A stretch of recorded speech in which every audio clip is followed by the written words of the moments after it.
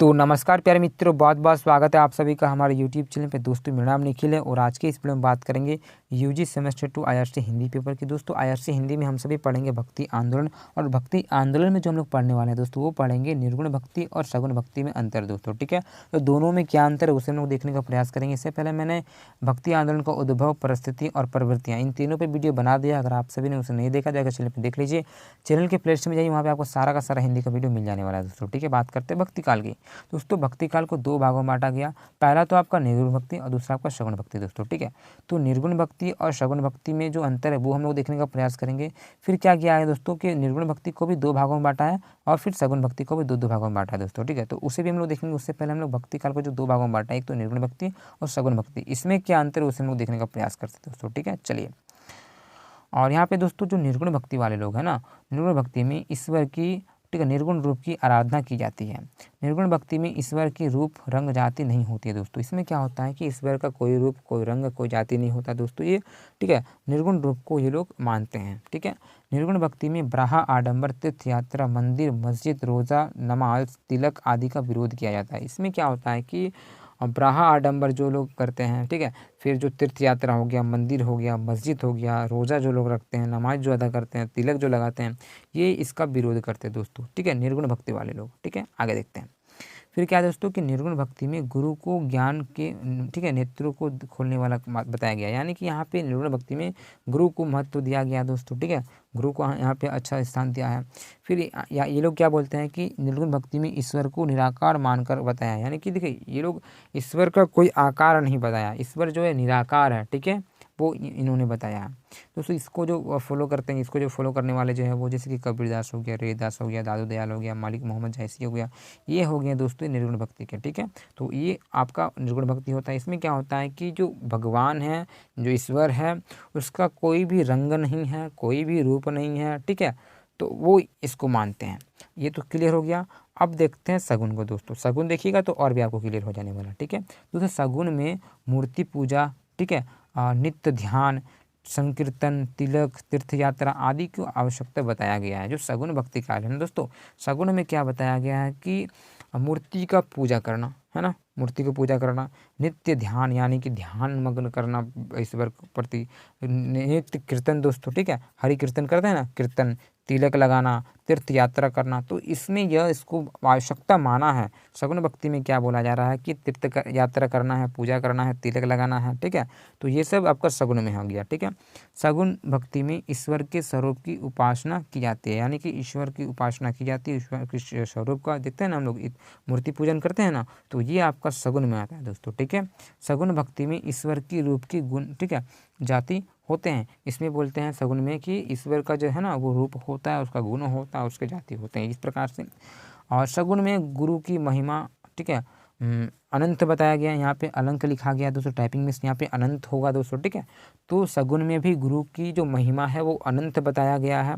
और सगुण भक्ति में ईश्वर के अलग अलग रूपों को बताकर अनेकता में अवतारों में वर्णन हुआ। यानी कि सगुण भक्ति में क्या बताया गया है कि जो गुरु, ये जो प्रभु हैं, यानी कि जो ईश्वर है ना, इसके अलग अलग रूप हैं। जैसे कि हम लोग दुर्गा की पूजा करते हैं, काली की पूजा करते हैं, शिव की पूजा करते हैं ना, बजरंगबली की पूजा करते हैं, तो सभी का अलग अलग रूप है दोस्तों, और सभी के अलग अलग अवतार हैं। ठीक है, सभी का अपना अपना अवतार है और किसी न किसी के अपने अपने देवता हैं। ठीक है, तो इस प्रकार से सगुन में बताया गया है। ठीक है, जबकि निर्गुण में क्या बोला गया कि उसका कोई रंग रूप या कुछ भी नहीं होता है। ठीक है, तो वो निर्गुण में आएगा। और सगुन में यहाँ पे बताया जा रहा है कि आपका इसमें क्या होगा कि रंग रूप सभी हो गया, अवतार भी लेंगे। ठीक है, तो ये आपका सगुन में है। अब जो सगुन में जो फॉलो करते हैं, जैसे कि तुलसीदास हो गया, है ना, सूरदास हो गया, रसखान हो गया, मीराबाई हो गया, इस प्रकार से सगुन को मानने वाला लोग है। ठीक है, तो ये क्लियर आपका हो गया दोस्तों। निर्गुण में क्या होता है कि इसमें ईश्वर का कोई रूप नहीं होता, कोई रंग नहीं होता, इसमें तीर्थ यात्रा, ठीक है, बड़ा आडंबर, इस सब का विरोध करता है ये लोग।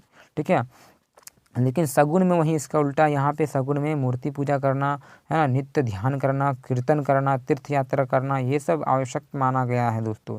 इसमें ईश्वर का जो रूप है वो बताया गया है कि रूप है। ठीक है, तो इसमें सगुन में बताया गया। तो ये दोनों चीज़ें आपको क्लियर हो गई होगी। अब आगे देखते हैं दोस्तों, ठीक है। तो भक्ति काल को यहाँ पे 2 भागों में बाँटा है, एक तो निर्गुण भक्ति, दूसरा आपका भक्ति, ठीक है, सगुण भक्ति। फिर क्या किया गया कि निर्गुण भक्ति को भी 2 भागों में बाँटा है और सगुण को भी 2 भागों में बाँटा है दोस्तों, ठीक है। जैसा कि मैं बात करूँगा तो निर्गुण भक्ति में जैसा कि आपका ज्ञान मार्ग की शाखा और दूसरा प्रेम मार्ग की शाखा। ज्ञान मार्ग को जिसे हम लोग ज्ञानेश्वरी शाखा भी बोलते हैं और प्रेमाश्वरी भी शाखा बोलते हैं दोस्तों, ठीक है। और सगुन को भी 2 भागों में बाँटा है, एक तो कृष्ण मार्ग की शाखा, दूसरा राम मार्ग की शाखा दोस्तों, ठीक है। और फिर इसे कृष्ण मार्गी को हम लोग कृष्णाश्वरी शाखा भी बोलते हैं दोस्तों, और जो राम मार्गी उसे रामाश्वरी शाखा भी बोलते हैं दोस्तों, ठीक है। ये आपको याद रखना है दोस्तों, ठीक है।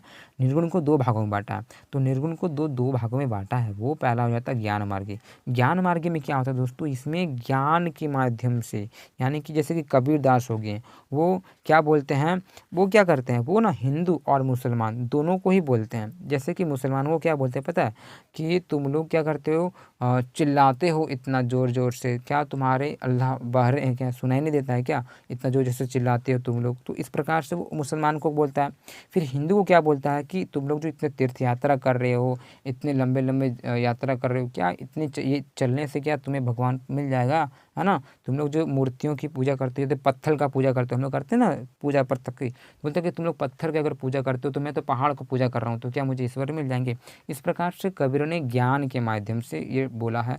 और फिर उन्होंने क्या किया कि हिंदू और मुस्लिम दोनों को ही बोला है। ऐसा बात नहीं कि सिर्फ हिंदू या तो फिर किसी मुसलमान को बोला है। तो वो ज्ञान मार्गी में कबीरदास होंगे, ठीक है, वो ज्ञान के माध्यम से बोल रहे हैं, ठीक है। तो वो हो गया ज्ञान मार्गी में। अब प्रेम मार्गी, तो प्रेम मार्गी में जैसे कि मलिक मोहम्मद जैसी हो गए हैं, ये लोग क्या बोलते हैं, ये लोग के इन लोगों का कहना है कि प्रेम के माध्यम से सभी को समझाना, प्रेम यानी कि सभी से अच्छाई से बात करना, अच्छे से रहना, प्रेम, ठीक है, प्रेम के माध्यम से इन लोगों ने लिखा भी है, ठीक है। तो वो यहाँ पे समझाने का प्रयास किया है। तीसरा जो हमारा यहाँ पे जो सगुन आता है दोस्तों, सगुन को भी 2 भागों में बांटा है। तो सगुन में जो बांटा है वो कृष्ण मार्गी और राम मार्गी।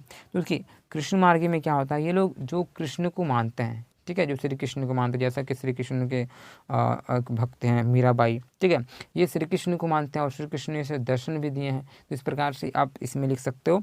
फिर आपका राम मार्गी आता है दोस्तों। राम मार्गी में क्या होता है, जो राम के भक्त हैं, जैसे कि आपका कबीरदास, रैदास, गुरु नानक, ये सब क्या होता है कि राम को मानते हैं, ठीक है। तो ये हो गया आपका निर्गुण, ठीक है। भक्ति काल को 2 भागों में बांटा है, निर्गुण भक्ति और सगुण भक्ति। फिर निर्गुण को 2 भागों में ज्ञान मार्गी और प्रेम मार्गी। ज्ञान मार्गी में इसमें ज्ञान के माध्यम से बताया जा रहा है सब कुछ। प्रेम मार्गी में क्या है, प्रेम के बारे से, प्रेम के द्वारा सभी को प्रेम, यानी कि आपस में प्रेम सद्भाव की भावना होनी चाहिए दोस्तों, ठीक है। सभी समान है, हम लोग ये भाव लेके यहाँ पे चलना है, ठीक है। तो ये दोनों में हो गया अंतर। अब जो यहाँ पे सगुन को भी 2 भागों में बांटा है। सगुन में जैसे कि 2 भागों में क्या क्या बांटा गया, पहला था आपका कृष्ण मार्गी यानी कि कृष्णाश्रय शाखा और रामाश्रय शाखा दोस्तों, ठीक है। कृष्णाश्रय में क्या होता है, जो कि श्री कृष्ण को मानते हैं, श्री कृष्ण की जो पूजते हैं वो कृष्ण के आ जाते हैं इसमें। और जो रामाश्रय हैं, जो राम को मानते हैं, वो लोग इसमें आ जाते हैं दोस्तों, ठीक है। तो इस प्रकार से दोनों में अंतर हो गया। आई होप आपको ये क्लियर हो गया होगा, ठीक है। इसमें आपको कोई भी दिक्कत नहीं होगा, ठीक है। इन चीज़ों का आपको थोड़ा सा समझना है। और जो मैंने बताया अब लोग सर वहाँ पे लिखेंगे, कैसे लिखना है, बस जो मैं बता रहा हूँ उसको पहले समझिए आप, उसके बाद आप अपने शब्दों में खुद ब खुद बहुत कुछ लिख सकते हैं दोस्तों। तो ये मेरा समझाने का तरीका था, ठीक है। तो ये समझिए आप। अब हम लोग थोड़ा देखेंगे दोस्तों कि ये जो ज्ञान मार्ग, प्रेम मार्ग, कृष्ण मार्ग और राम मार्ग में आखिरकार कौन कौन से कवि हुए। यहाँ से आपका 1-2 नंबर में प्रश्न पूछेंगे और साथ ही साथ अगर आप जान जाइएगा कौन कौन थे, तो आपको जो वहाँ पे कॉपी भरने का समय आएगा तो वो किसी प्रकार की समस्या नहीं होगी, ठीक है। चलिए, तो सबसे पहले हम लोग बात करेंगे दोस्तों ज्ञानाश्री में, यानी कि जो ज्ञान मार्ग की शाखा है, इसमें कौन कौन थे। तो इसके जो प्रमुख जो संत हुए, यानी कि जो कवि हुए, जैसे कि कबीरदास हो गए, ठीक है, ये ज्ञानाश्रय से थे, यानी कि ज्ञान मार्गी वाला थे, ठीक है। फिर आपका रैदास हो गया, गुरु नानक हो गया, दादू दयाल हो गया, ये क्या है, ये ज्ञान मार्गी वाले हैं दोस्तों, ठीक है। ये ज्ञान की बातें करते हैं, ठीक है, यानी कि ये ज्ञान की बातें करते हैं। चलिए अब बात करेंगे प्रेम मार्ग, यानी कि प्रेमाश्रय शाखा के कौन कौन है। तो प्रेमाश्रय में जो हो जाएंगे वो हो जाएंगे मलिक मोहम्मद जायसी, आपने जानते हैं इसे, ठीक है, आपने पढ़ा होगा बहुत इसे, ठीक है। तो ये बहुत इंपॉर्टेंट है, मलिक मोहम्मद जायसी दोस्तों, ठीक है। चलिए, तो प्रेमाश्रय में मलिक मोहम्मद जायसी हो जाएगा। फिर आपका उस्मान हो जाएगा, मंझन हो जाएगा और कुतुबन हो जाएगा दोस्तों, ठीक है। ये आपको याद रखना है प्रेम मार्गी में। फिर आपका जो सगुन को भी यहाँ पे 2 भागों में बांटा है। तो सगुन में जैसे कृष्ण मार्गी वाला जो होंगे, तो कृष्ण को जो पूजा करते हैं वो हो जाता है आपका सूरदास, मीराबाई, रसकान और रहीम दोस्तों, ठीक है। कौन कौन हो जाएंगे दोस्तों कृष्ण में, यहाँ पे कृष्ण में हो जाएंगे सूरदास, मीराबाई, रसकान और रहीम। तो मीराबाई के बारे में आप लोग पढ़ा ही होगा। मीराबाई अच्छे भक्त रहे हैं श्री कृष्ण जी के, और श्री कृष्ण को लास्ट में ये दर्शन भी दिए थे, ठीक है। तो इस प्रकार से हो जाता है। अब राम मार्गी में देखें दोस्तों, तो रामाश्रय शाखा में जो है वो है कबीरदास जी, रैदास जी, ठीक है, गुरु नानक और दादू दयाल। सॉरी ये आपका टाइपिंग मिस्टेक हुआ दोस्तों, ठीक है। ये वाला यहीं पे पेस्ट हो गया, यहाँ पे होगा आपका तुलसीदास वाला होगा दोस्तों, ठीक है। यहाँ पे ये चीज़ आपको याद रखना है। चलिए, इसमें दोस्तों क्या होगा कि तुलसीदास, नाभादास, रामानंद और, ठीक है, केशवादास होगा दोस्तों, ठीक है। आपको ध्यान में रखना है जो राम मार्गी है ना, इसमें आपका तुलसीदास, नाभादास, रामानंद, केशवादास, तो ये लोग थे राम भक्ति के दोस्तों। तो इस प्रकार से आपका पूरा का पूरा वीडियो क्लियर होता है दोस्तों, ठीक है। तो मैं अभी आपको बहुत ही शॉर्ट नोट्स में आपको ये समझाने का प्रयास किया हूँ कि क्या अंतर है दोस्तों। इसके बाद जो वीडियो आएगा वो आएगा आपका पूरा का पूरा कबीरदास पर, ठीक है, क्योंकि एग्जाम में आपका सिर्फ और सिर्फ कबीरदास पर एक प्रश्न पूछ लेगा, मलिक मोहम्मद जायसी पे एक प्रश्न पूछ लेगा, तो उस पर भी मैं वीडियो बना दूंगा, आपको टेंशन नहीं है। जैसे कि तुलसीदास पे एक वीडियो आता है, तुलसीदास के बारे में पूछा जाएगा, मीराबाई के बारे में पूछेगा, ठीक है, सूरदास के बारे में पूछेगा। तो कबीरदास और मलिक मोहम्मद जायसी बहुत ज़रूरी है ये सब करना।